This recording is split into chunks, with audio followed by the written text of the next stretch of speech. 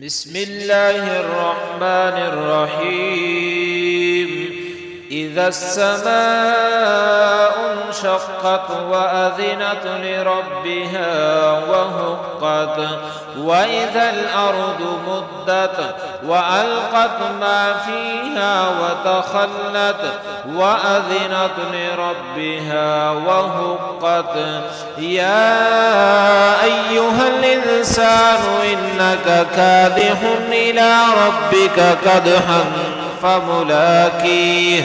فأما من أوتي كتابه بيمينه فسوف يحاسب حسابا يسيرا وينقلب إلى أهله مسرورا وأما من أوتي كتابه وراء ظهره فسوف يدعو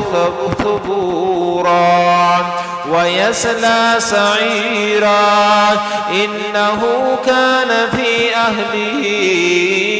مسرورا إنه ظن أن لن يحور بلى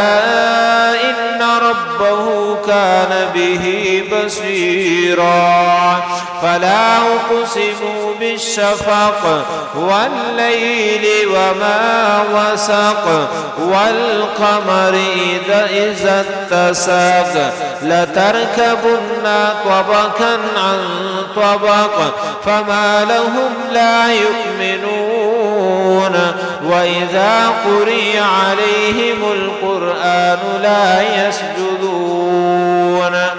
بل الذين كفروا يكذبون والله أعلم بما يوعون